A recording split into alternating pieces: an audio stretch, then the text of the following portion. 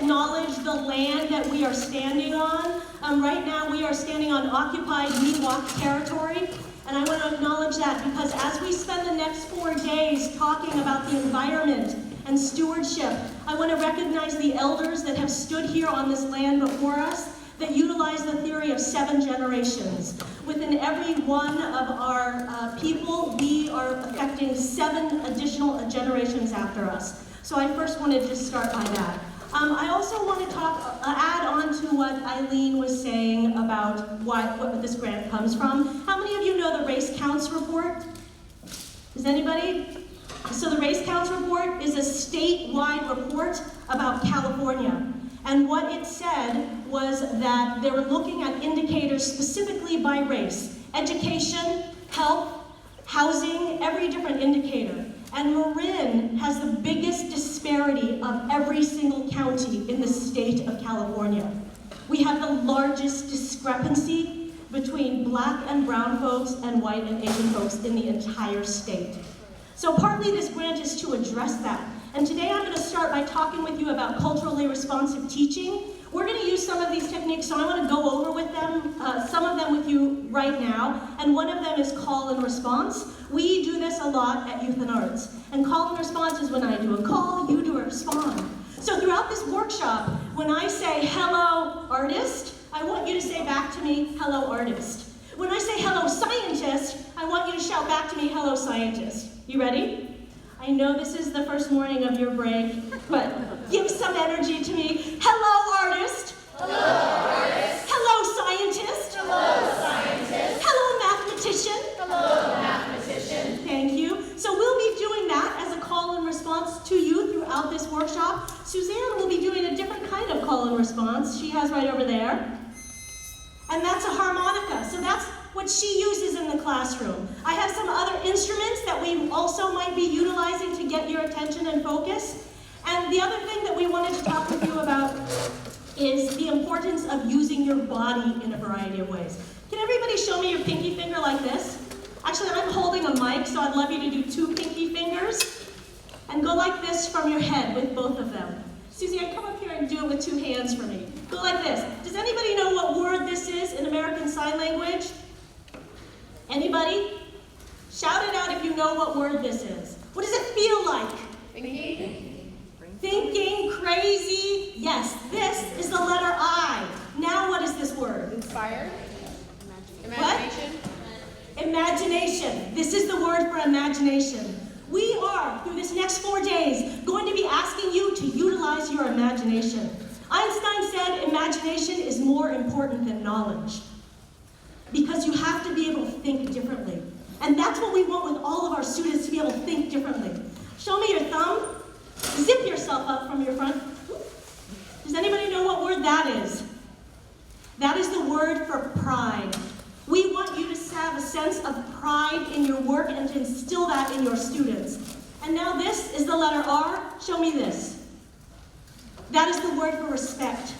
We will show you respect as the presenters, and we ask all of you to show respect for all of us and for your fellow colleagues here today. Show me your pointer finger. Touch this.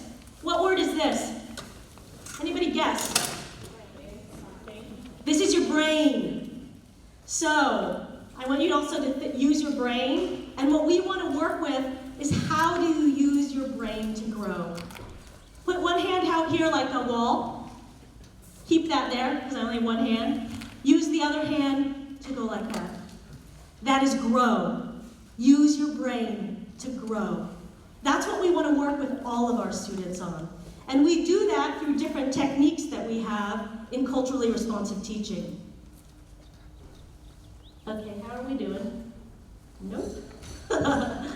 Hold on 1 second. We had this all set up just perfectly. Can you do that for me, please? And then, So I'm going to talk with you about culturally responsive teaching. How many of you are familiar with this technique? Oh yay, so some of you are. So specifically I'm going to talk about some techniques from Zaretta Hammond's book, Culturally Responsive Teaching and the Brain.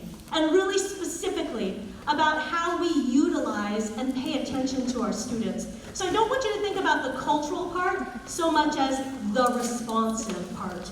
paying attention. So one of the things about culturally responsive teaching is that you show selective vulnerability. You show a piece of yourself to your students. And one quick and easy way to do that is to show a really awkward photo of you when you were a kid. That's the same age as your students. So I am going to go show you one of mine. So this is me when I was 7 years old. And when I was 7 years old, I was painfully shy and wanted to just melt into the back of the classroom. And I was in a class where a teacher came and went very close into my face and asked me to count out loud in front of everybody. We were doing a math lesson, and she really wanted me to count from 1 to 50. And I could not speak. I was paralyzed. She pulled me by the arm in front of the entire class and had me stand in front of the entire class while they counted to me 1 to 50. With tears rolling down my face, I stood there. For me, that imprinted in me, math is bad. I cannot do math. So each of us have had a time in our life where somebody has shut us down. I thought of this because our lovely Eileen Smith has often said to me, I can't draw because somebody when I was a kid told me I couldn't draw. I want you to think about a time in your life where somebody impacted you. Think about a time when somebody cut you down into one of these STEAM categories: science, technology, engineering, math, arts. And when I say arts throughout this whole workshop, I mean music, theater, dance, visual arts, and new media. Think about a time when somebody shut you down. Now turn to a new person at your table, somebody that you don't know, and for the next 2 minutes, we're going to do a pair and share about a time when somebody shut you down. Go.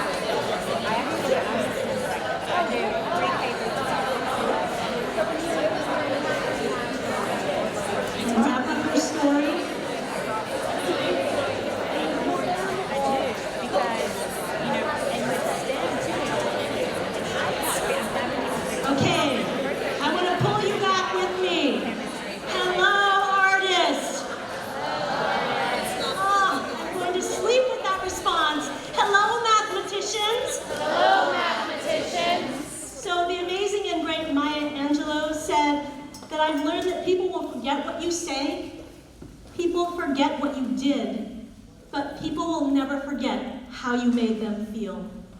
So we all have those stories of somebody that shut us down. In terms of brain research, that's called an amygdala hijack. It's when the amygdala stops the process to your brain, boom, it freezes it, and then you cannot learn. Your brain goes into fight or flight, and you just cannot learn. We do not want our students to get in a place where their amygdala shuts off, where the cortisol is running through your brain, and then you cannot learn. And when anger happens in a classroom, or when you feel shut down, that anger can spread. Did you know that your brain reacts in the exact same way to pain, physical pain, as it does to emotional pain? The exact same way. Your brain reacts when you stub your toe and when somebody hurts your feelings. But your brain remembers the hurt for longer. Your brain takes in that hurt. So when somebody shuts you down, that story I was telling happened when I was 7, and every time somebody brings up math, I still remember it. I still feel it. And when that happens, when that pain, when that anger happens, it spreads. It starts with one kid, and it goes to other kids in the classroom. And in the same way, if there was a physical fight that broke out, you would want to calm that, address that situation, because otherwise it's chaos. We have to think about hurt feelings in the same way. When you shut somebody down, you are not just shutting them down so that they'll remember it, it is the entire classroom, because it is infectious. And your brain holds onto it for 20% longer than it does a good feeling. And we know that our kids are facing a lot of issues right now. We live in a complicated world. We're here, we're talking about environmental awareness because we know climate change is so big, and our students are dealing with that. Tomorrow, our keynote, you're going to hear from youth activists, kids that are making a difference because they see this pressing need. How do we make an environment for our students so that they can become a community of learners, so that they will feel safe, so that they can feel nurtured, so that they can feel that they want to grow? What's the most perfect place for that to happen? You know, to educate, if you go back to the root word, it means to pull out. That's what we want to do with our students. We want to pull out their learning. So I told you about myself when I was an incredibly shy kid, right? And I just wanted to melt in the background, and I was at Wade Thomas Elementary School, and I just did not want to participate. And when I was 8, this guy comes rushing into my classroom with a fender bent around his neck. And he runs in, and he screams to my teacher, "Connie! Connie! Why did you do this to my car?" And throws that fender down on the ground. And all of us 8-year-olds stood there, sat there, and went, "What just happened?" And our teacher said, "Pull out your journals. Write about what you're feeling. Write about what's going on in your head right now." And then after we did that, she invited the same guy back in the classroom, and she said, "This is David. He's a theater artist, and he's going to show you how you can write who you want to be, how you can play different characters." So for me, that was an opening. It was the time where it was the opening for me about my education and how I could fit into the world around me. I want you to do the same thing that we did before, but think about a teacher, a person who made an impact in your life, who inspired you so much in one of these STEAM categories, who made you feel like you had a sense of agency, that you were heard in science, technology, engineering, math, and all the arts. Think about that moment and turn to a new person. And again, we're going to do a pair here. Look at how enthusiastic. This is a 5-year-old that drew this picture of enthusiasm. When were you enthusiastic and inspired about your learning? Turn and share with a new person.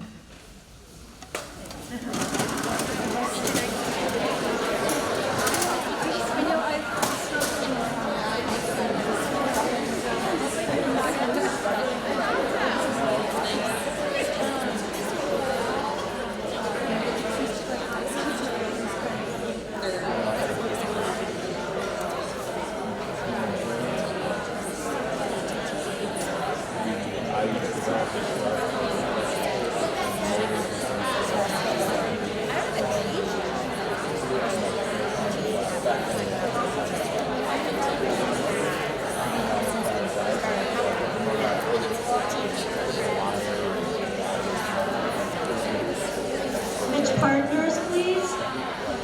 Switch partners.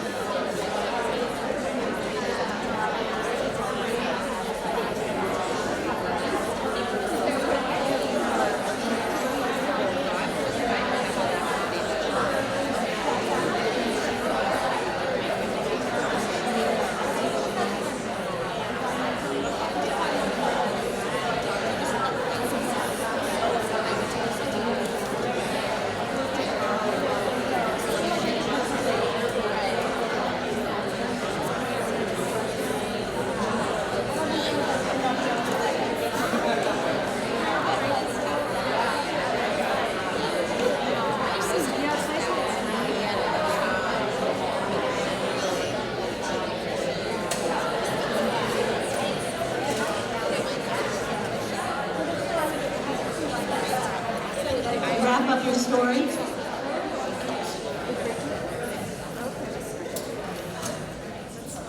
Hello, scientists. Hello, scientists. Hello, artists. Hello, artists. So culturally responsive teaching has many different aspects, but I'm going to just cover a few of them today because we're on a really tight schedule. The first one is affirmation, listening to your kids and knowing where they're at. The next is validation, feedback, and thoughtful inquiry. So one of the critical things in knowing your students is to check your own culture. Know what your lens is. 88% of teachers in Marin are white, and 44% of students are students of color. That's a discrepancy that mirrors the national average. And so as educators, we need to be aware of how to reach all of the students in the classroom and not put our cultural lens on another student. A lot of our kids of color learn from and come from a collectivist culture as opposed to an individual culture. So collectivist culture is a culture that believes in the whole community first as opposed to the individual. Many of you have seen Maslow's pyramid, right? How many people know Maslow's pyramid? Yes. And we know in Maslow's, hey Suzanne, could you shut the light out for 1 second so people can see this slide better? So people know that Maslow's, I'm gonna go dark for a second, but I think it's important so that you can see this. So in Maslow's, self-actualization is at the tippy top. That is what you want to reach eventually. But did you know that Abraham Maslow lived with the Crow people, the indigenous Crow people? And in the indigenous Crow people's culture, it actually starts with a teepee. And Maslow borrowed, quote unquote, borrowed this from the Crow people. The Crow people starts with self-actualization. You start with who am I and how do I fit in the world around me? And your epitome is community and cultural actualization. And they call this the breath of life. And this is in many cultures around the world. In Polynesian culture, they call it ha. Ha. In Asian culture, it's called the chi.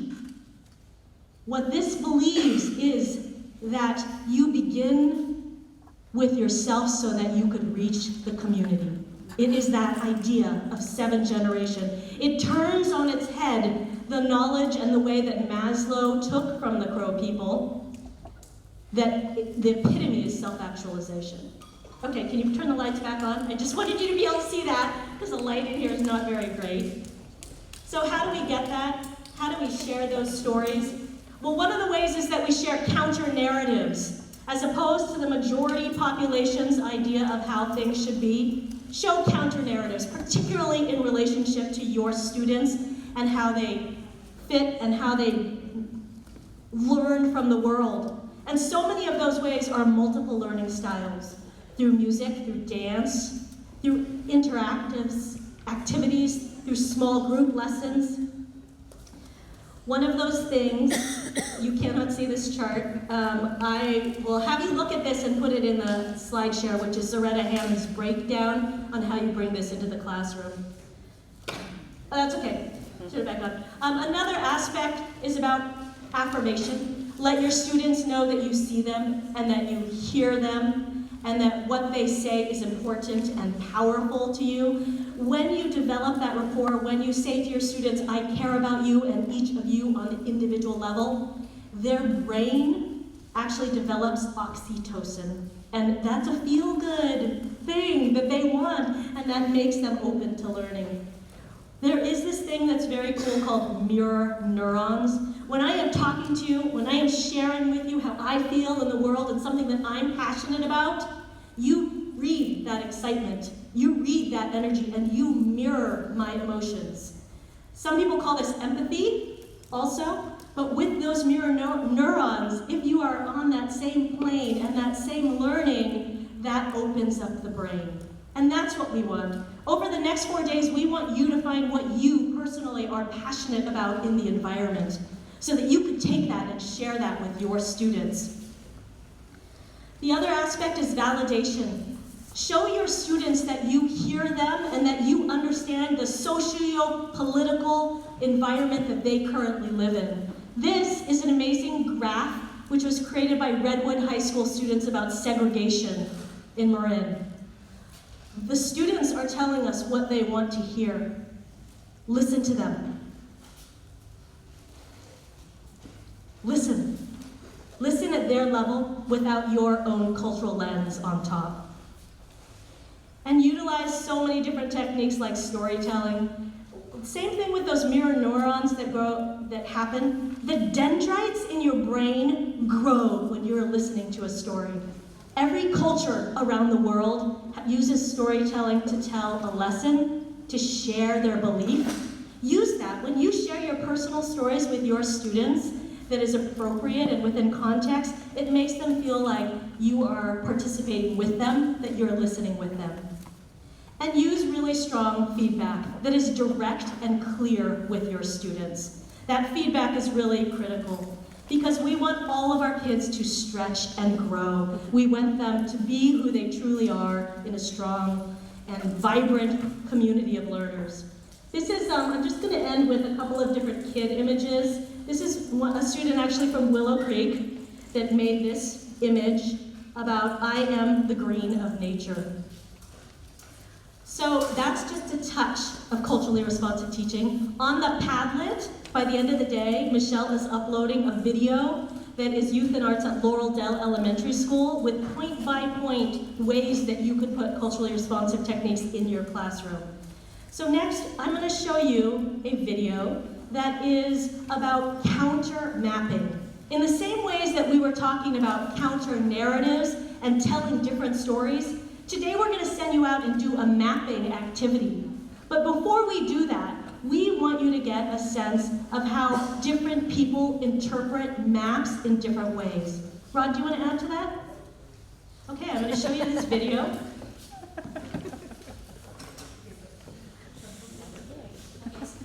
Excuse all my stuff here, hold on a sec.